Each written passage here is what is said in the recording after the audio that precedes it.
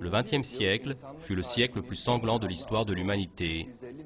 Plus de 250 millions de personnes furent tuées dans les guerres, les massacres de masse et les crimes politiques. Quant au plus grand responsable de cette grande atrocité, c'est une idéologie qu'on appelle le communisme. C'est une idéologie qui promet de soi-disant apporter l'égalité et la justice à l'humanité. Or, elle n'apporte que le sang, la mort et la peur. Dans ce film, nous allons examiner le siècle sanglant du communisme et nous allons voir comment il se fait que cette idéologie ait pu faire vivre une telle atrocité à l'humanité. Car pour que le monde ne vive plus de telles atrocités à l'avenir, cela n'est possible qu'en tirant des leçons du passé.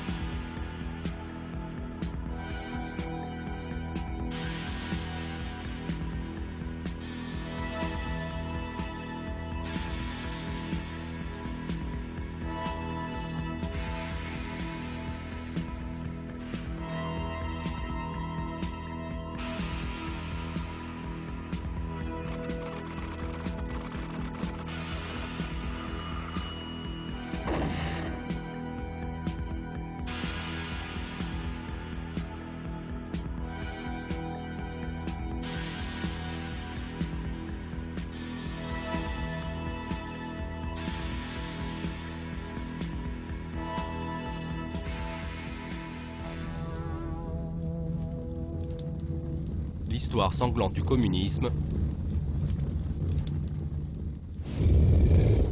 Première partie.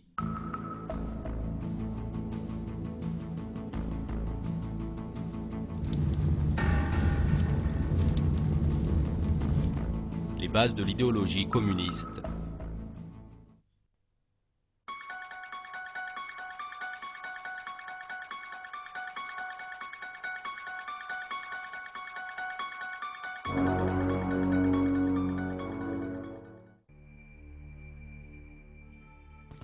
C'était vers le milieu du XIXe siècle. Deux philosophes allemands qui vivaient en Angleterre s'affairaient pour développer une idéologie afin d'ébranler toute la Terre. Ils avaient expliqué leurs idées la première fois dans un petit livre qu'ils avaient publié un certain temps auparavant. Le titre de ce petit livre était le Manifeste communiste. Le nom de l'un de ces deux philosophes était Karl Heinrich Marx. Quant à celui de l'autre, c'était Friedrich Engels. Marx et Engels croyaient à une philosophie qu'on appelle le matérialisme. Le matérialisme signifiait ne pas accepter l'existence d'une chose quelconque en dehors de la matière.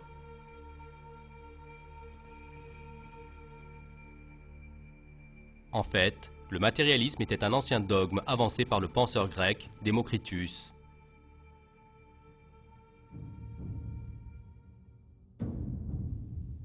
Mais lors de la période de la Révolution française, certains penseurs européens ont sorti le matérialisme des étagères poussiéreuses de l'histoire. Ils ont commencé à le soutenir à nouveau.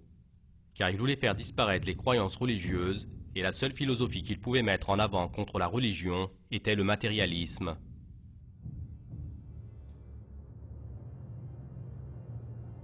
Quand d'un côté Marx et Engels soutenaient le matérialisme, d'un autre côté ils s'appliquaient à la méthode de la dialectique, qui accepte que la loi fondamentale de la nature est le conflit.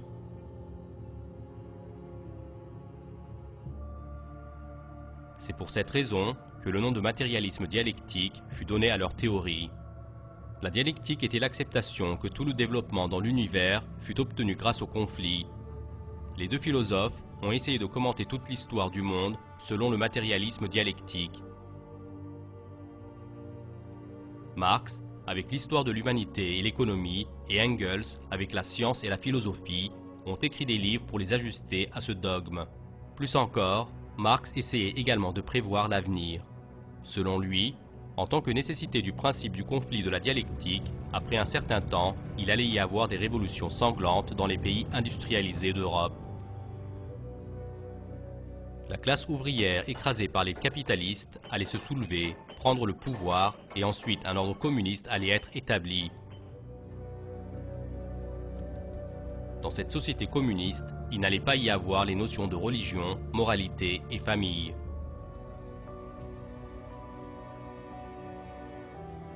Seulement, Marx et Engels avaient un ennui important. Même en faussant l'histoire de l'humanité, ils la commentaient selon le matérialisme dialectique. Très bien. Et l'histoire naturelle? Comment étaient apparus les êtres vivants? Une réponse devait obligatoirement être donnée par les matérialistes à cette question importante. Cette réponse est venue par un autre idéologue qui lui aussi vivait en Angleterre à cette période.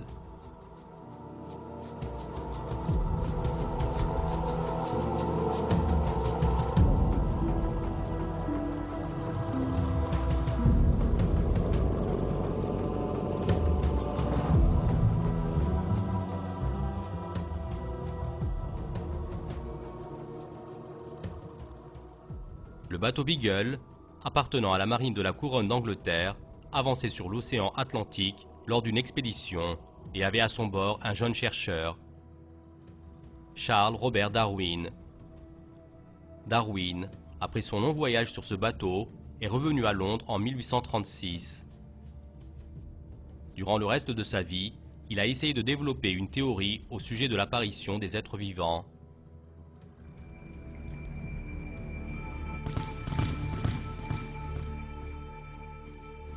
Darwin a expliqué sa théorie dans son livre intitulé « L'origine des espèces », lequel fut publié en 1859. Dans le livre, il avançait que les êtres vivants étaient apparus suite à des hasards, c'est-à-dire exactement comme le prétendait la philosophie matérialiste. Plus encore, il prétendait que ces hasards se produisaient également par voie de conflit, c'est-à-dire de manière dialectique. Pour résumer, Darwin adaptait le matérialisme dialectique à la nature.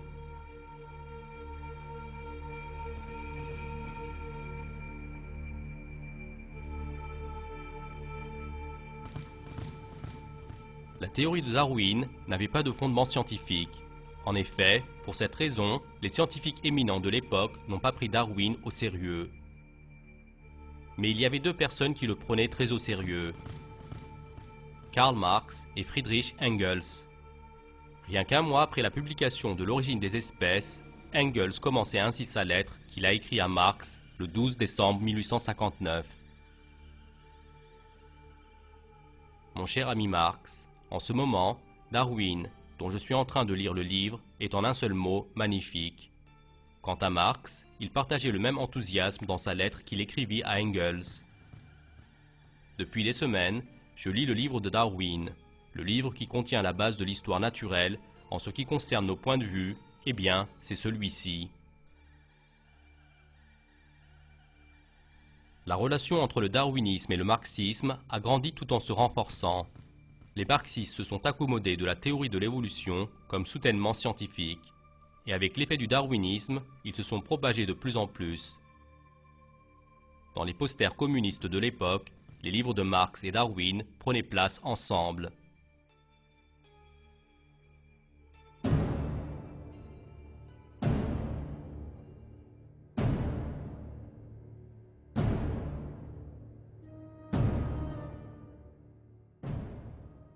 En 1871, la guerre entre la France et la Prusse a donné la possibilité à la première expérience de la révolution imaginée par Marx.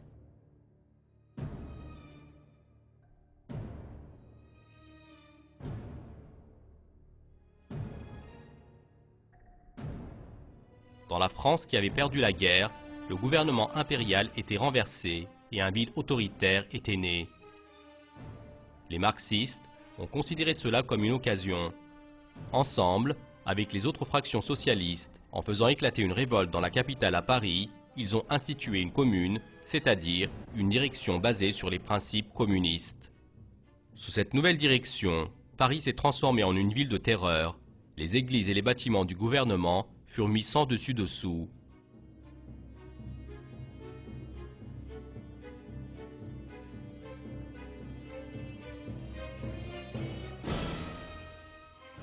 Les hommes religieux furent exécutés au fusil par les partisans de la Commune.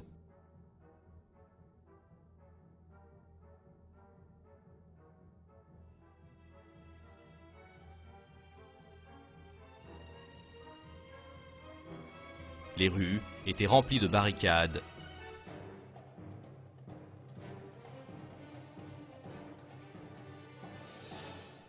À la fin, suite à de longs affrontements, la commune fut dispersée par les unités militaires qui sont entrées à Paris. C'est la première expérience communiste de l'histoire. Elle a laissé 18 000 morts derrière elle.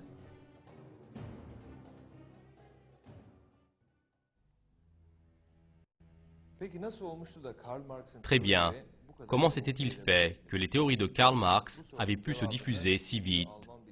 La réponse à cette question, c'est le célèbre scientifique allemand Rudolf Virchow qui l'avait donnée. À l'automne 1871, dans un congrès international auquel participaient les naturalistes européens, Virchow a pris la parole et avertissait ainsi les biologistes qui soutenaient le darwinisme. Faites attention, votre théorie de l'évolution que voici est très étroitement liée avec l'idéologie qui a brûlé et dévasté Paris. Virchow avait raison. Dans la diffusion du marxisme parmi les intellectuels occidentaux, l'importance de la théorie de l'évolution de Darwin était grande. La théorie de l'évolution montre les êtres humains comme une espèce animale, et elle prétendait qu'ils pouvaient évoluer par voie de conflit, et le plus important de tout, c'est qu'elle rejetait la création. Ces trois grandes erreurs étaient la base du marxisme. Sur cette base, la première révolution du communisme qui montait allait se produire en Russie.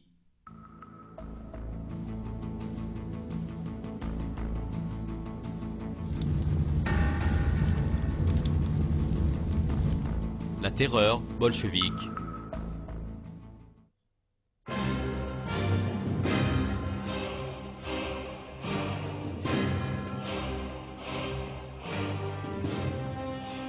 Vers le début du XXe siècle, la Russie était dirigée par le régime tsariste.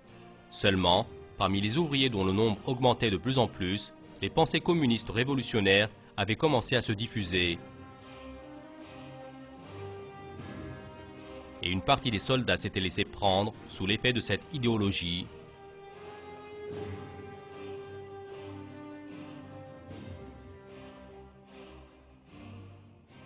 Quant au leader du mouvement communiste en Russie, c'était Vladimir Ilitch Lénine.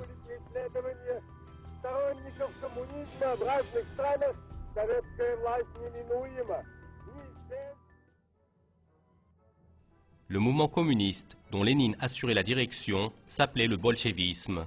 Pour prendre en main le pouvoir, les bolcheviks croyaient qu'une révolution sanglante était nécessaire.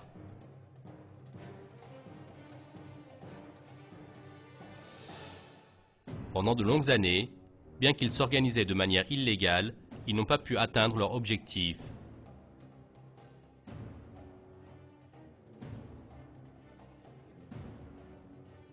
L'occasion qu'ils cherchaient ne s'est seulement présentée qu'en 1914. La Première Guerre mondiale avait éclaté.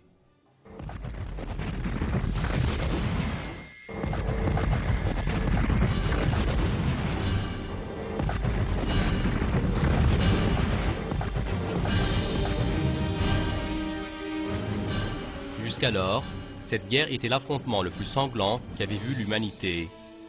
Un des pays frappés par cette guerre, qui a coûté la vie à 10 millions de personnes, était la Russie. Dans les 3 premières années de la guerre, les Russes ont subi défaite sur défaite, et ils ont exactement perdu 2 millions de personnes.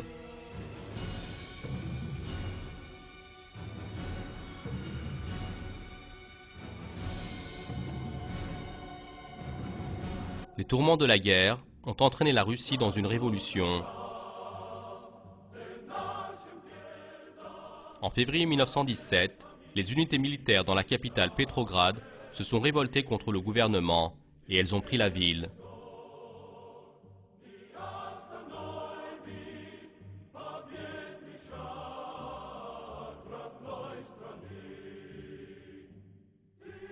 Le tsar Nicolas II, qui à ce moment se trouvait sur le front pour donner le moral à ses soldats, a pris la route vers Petrograd. Seulement, le train dans lequel il est monté a été arrêté par les soldats révolutionnaires et le tsar fut capturé. Tous les symboles propres au gouvernement tsariste furent mis en pièces par les soldats révolutionnaires.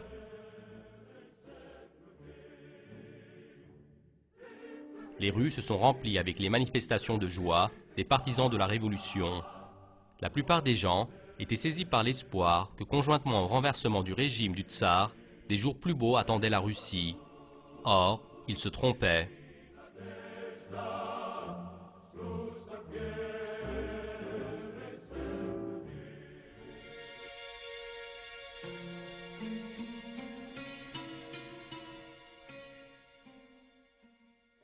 Les bolcheviks n'avaient pas eu une participation importante dans la révolution de février 1917. Leur nombre dans l'Assemblée établie après la Révolution était également très faible. Le gouvernement était passé sous la main de Kerensky, un démocrate partisan de l'Occident.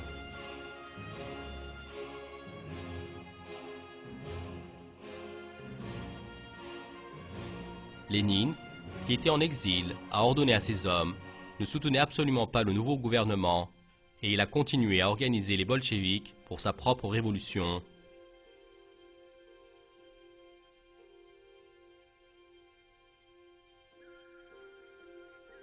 Et en octobre 1917, il est passé à l'action. Les militants armés de Lénine ont pris d'assaut le palais d'hiver, qui est le centre du gouvernement. Ils ont fusillé les conservateurs qui résistaient et ils ont réalisé l'un des coups d'État le plus simple de l'histoire.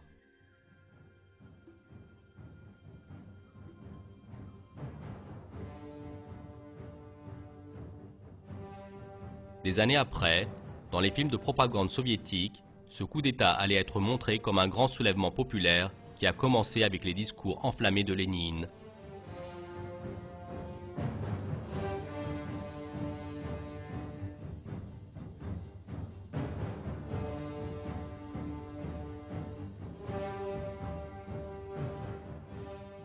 Or, en réalité, le nombre des personnes qui ont marché sur le palais ne dépassait pas les 100 et 5 personnes seulement étaient mortes.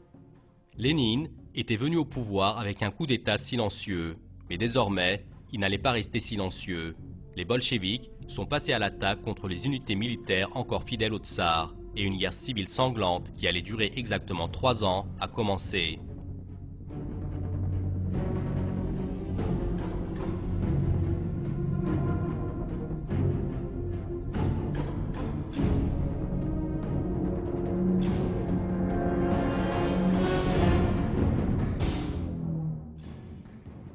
Pour mener la guerre civile, les bolcheviks ont organisé l'armée rouge.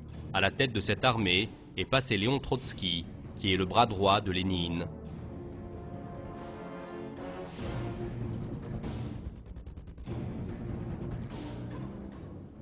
Que ce soit les unités de l'armée rouge ou la Tchéka, qui est un service de police secrète instauré par Lénine, ils ne se sont pas gênés d'utiliser les méthodes les plus cruelles contre les partisans du tsar et les autres groupes anticommunistes. Le tsar Nicolas II et toute sa famille, dont 5 enfants, furent exécutés par fusillade sous l'ordre de Lénine.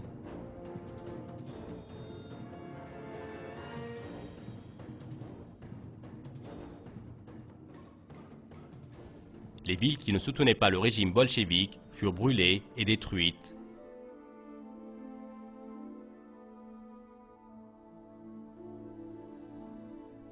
Dans les télégraphes envoyés à ses militants, Lénine ordonnait que toute personne s'opposant au gouvernement communiste soit exécutée. Les bolcheviks ont arrêté des dizaines de milliers de personnes en les inculpant d'être des opposants au régime. La plupart d'entre eux ont été soumis à la torture et exécutés en masse.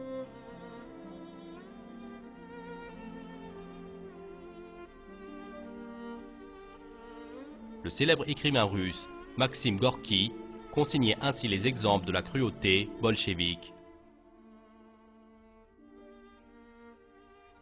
À Tambov, les communistes transperçaient la main gauche et le pied gauche de leurs prisonniers avec des clous pour chemin de fer sur des arbres à 1 mètre au-dessus du sol. Puis, ils regardaient avec plaisir ces gens en train de souffrir. Ils ouvraient le ventre d'un prisonnier, prenaient son intestin grêle et le clouaient à un arbre. Ensuite, ils regardaient l'intestin se défaire. Ils déshabillaient les fonctionnaires qu'ils attrapaient.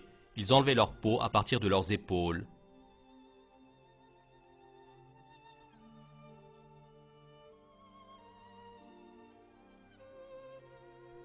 La peur s'était abattue dans toute la Russie, mais la sauvagerie communiste ne faisait que commencer.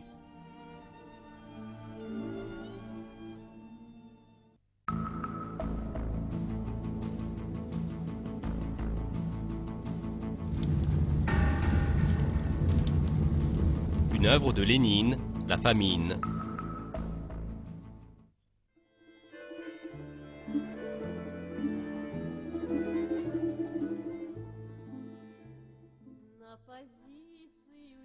Lorsque les bolcheviks sont venus au pouvoir, une grande partie de la population russe vivait dans les campagnes. Quant aux conditions de vie des paysans, elles n'étaient vraiment pas brillantes.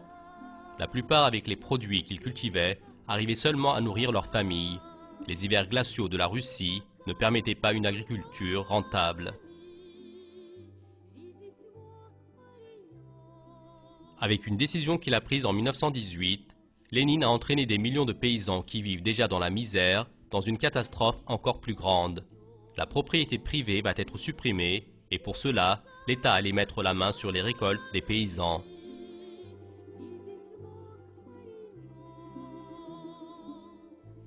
Lénine a mené à bien cette affaire par l'intermédiaire du chef de la Tchéka, Félix Dzerzhinsky, considéré comme son bras droit.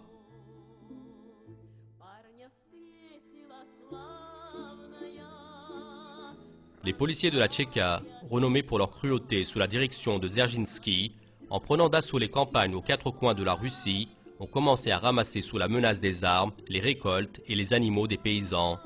Pour chaque agriculteur, un quota à donner aux bolcheviks fut déterminé. Seulement, pour pouvoir compléter ce quota, la plupart devaient donner toutes les récoltes qu'ils possédaient. Les paysans qui voulaient résister furent réduits au silence avec les procédés les plus atroces. Le 14 février 1922, un inspecteur qui allait dans la région pour faire un examen de la situation expliquait ainsi les pratiques dans cette région de Omsk.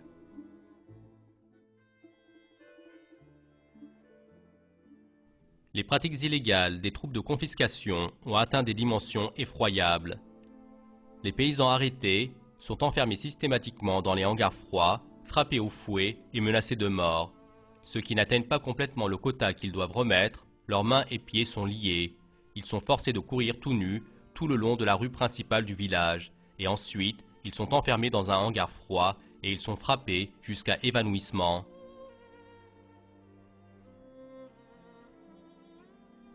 Quand Lénine voyait que le quota déterminé pour les paysans n'était pas rempli, il devenait fou. À la fin, en 1920, il a donné une sanction effroyable à certaines régions qui résistaient aux saisies. Ce n'est pas seulement les récoltes de ces paysans qui allaient être ramassées, en même temps, les graines qu'ils possédaient allaient également être confisquées. Le fait de ramasser les graines, cela signifiait pour les paysans ne pas pouvoir produire de nouvelles récoltes, c'est-à-dire qu'il n'allait leur rester plus rien à manger. En conséquence de cela, la famine a commencé. Dans les années 1921 et 1922, 29 millions de personnes à l'intérieur des frontières russes ont lutté contre la famine, et exactement 5 millions de personnes ont rendu l'âme en se tordant de faim.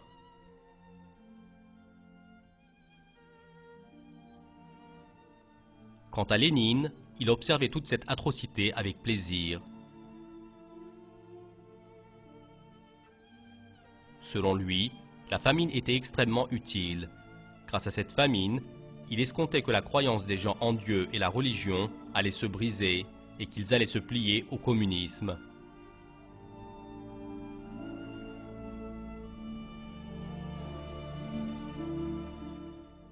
Dans l'ouvrage intitulé « Le livre noir du communisme », lequel a fait du bruit dans le monde entier, cette pensée diabolique de Lénine est expliquée ainsi. Selon ce que se rappelle un de ses amis, Lénine ne se gênait pas d'exprimer ouvertement que la faim a de nombreux aspects positifs. Il disait ainsi « La faim va nous rapprocher de notre objectif. et on va atteindre le socialisme, qui est le stade après le capitalisme. La fin ne va pas seulement supprimer la croyance au tsar, elle va également supprimer celle pour Dieu.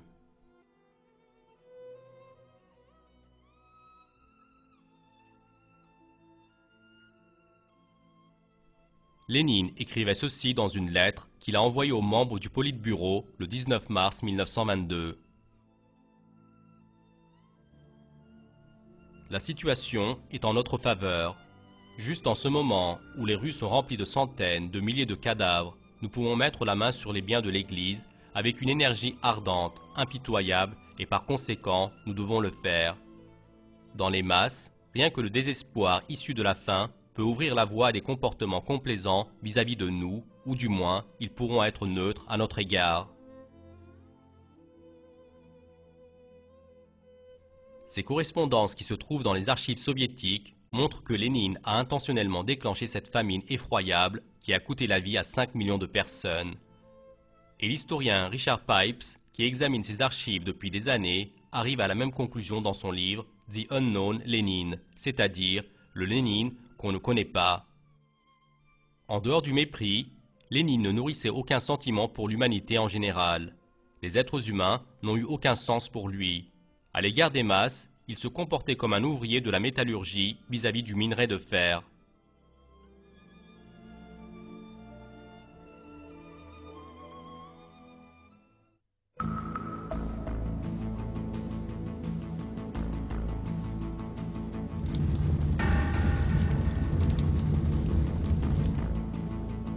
La philosophie de la cruauté.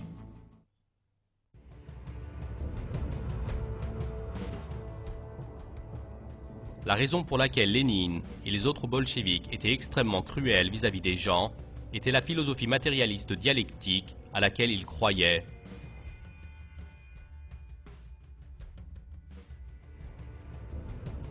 Cette philosophie considère les êtres humains comme une espèce animale et soutient que pour le développement de l'être humain, la violence et le conflit sont nécessaires.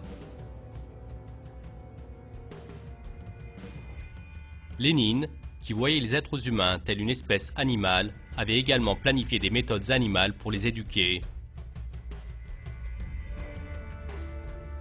En octobre 1919, il avait fait une visite spéciale à Ivan Pavlov, un scientifique russe connu pour ses expériences des réflexes conditionnels sur les animaux. Lénine voulait pratiquer sur la société russe les méthodes du réflexe conditionnel. Pavlov en fut tout hébété. Lénine m'a dit « Je veux que les masses russes pensent dans la ligne du communisme et qu'ils se comportent en fonction de cela. » Je fus étonné. De moi, il voulait que je fasse aux êtres humains la chose que je fais pour les chiens. J'ai demandé « Est-ce que vous voulez amener les masses russes à un état standard ?» Exactement, a répondu Lénine. Dans la forme que nous le voulons, les gens doivent être façonnés ainsi. Quant à la soi-disant base scientifique de cette philosophie qui voit les êtres humains comme une espèce animale, c'est la théorie de l'évolution de Darwin. La théorie de l'évolution était le plus grand support idéologique du mouvement communiste en Russie. Le livre de Darwin, intitulé « L'origine des espèces », fut traduit en russe vers la fin du XIXe siècle et a entraîné des milliers de jeunes Russes à l'athéisme et au communisme. Le communisme russe était tellement lié au darwinisme que Georgi Valentinovitch Plekhanov, considéré comme le fondateur de ce mouvement, disait ouvertement « Le marxisme est l'application du darwinisme aux sciences sociales ».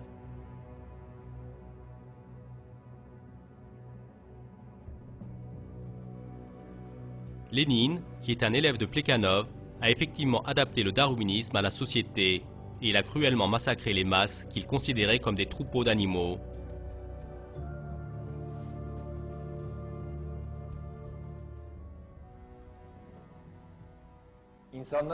Dans la réalité, les êtres humains ne sont pas une espèce animale. Ils sont uniquement des êtres honorables qu'Allah a créés en leur donnant une âme.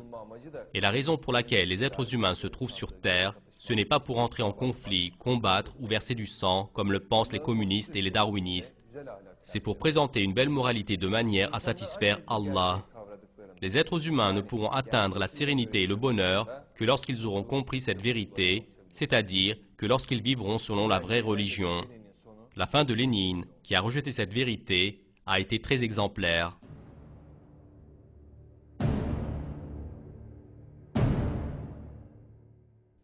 À partir de 1922, une maladie qui allait en s'intensifiant a commencé à paralyser Lénine petit à petit.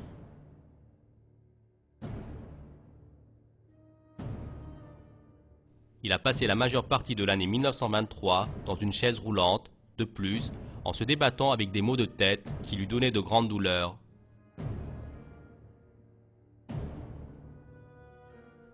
En mars 1923, il a subi une crise et après cette date, il a perdu son aptitude à parler correctement.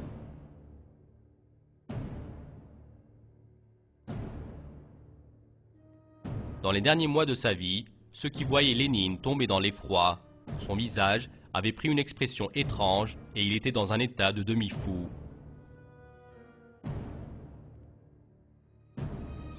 Quant à sa dernière photo prise peu de temps avant sa mort, elle était effroyable.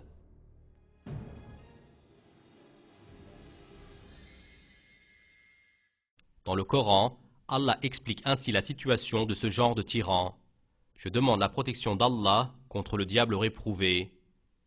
Puis, mauvaise fut la fin de ceux qui faisaient le mal, ayant traité de mensonges les versets d'Allah et les ayant raillés.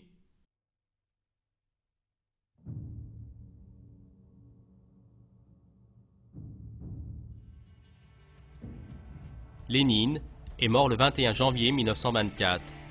Les bolcheviks ont organisé une grande cérémonie pour l'enterrement de Lénine.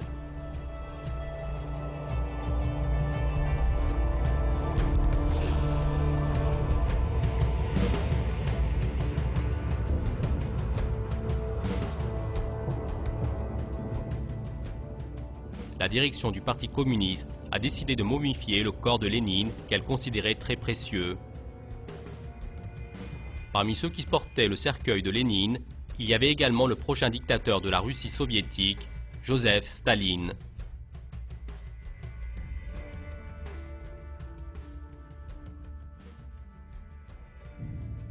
Staline, qui allait diriger la Russie soviétique pendant plus de 30 ans, allait établir un régime de sang et de peur, laissant même dans l'ombre la cruauté de Lénine.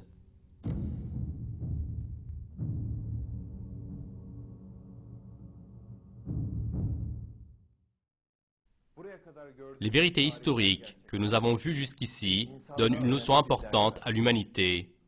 Les idées erronées peuvent entraîner les êtres humains et les sociétés dans de grandes catastrophes. Le communisme est une idée erronée et au XXe siècle, il a fait subir de grandes douleurs au monde. Quant à une des erreurs de base du communisme, c'est de croire que le conflit est une loi de la nature immuable. Cet avis, qui trouve sa soi-disant base scientifique dans la théorie de l'évolution de Darwin, prévoit que les différences entre les êtres humains doivent obligatoirement être des causes de conflits, de combats et de luttes. Selon ce point de vue qui est appelé dialectique, chaque classe, chaque pays, chaque société est tenue d'être en conflit avec un autre et ceci est une loi de la nature. Ce point de vue qui a frappé de son sceau le XXe siècle est en fait la source commune à la fois de l'atrocité communiste que nous avons examinée dans ce film et aussi de l'atrocité fasciste qui en apparence est opposée à cette dernière. Pour que l'humanité soit sauvée de ce cercle de cruauté, ceci ne lui est seulement possible que par le fait de connaître le but de son existence sur Terre. L'être humain n'est pas une espèce animale qui est apparue suite au hasard et qui vit pour être en conflit comme le pensent les darwinistes, les communistes et les fascistes. L'être humain est un être honorable qu'Allah a créé et qui porte son esprit. Et le but de la vie, c'est de vivre selon la belle moralité qu'Allah a enseignée à l'être humain et il continue à être éduqué. Dans la prochaine partie, nous allons continuer à examiner comment l'idéologie communiste, qui rejette cette réalité, a apporté des catastrophes à l'humanité.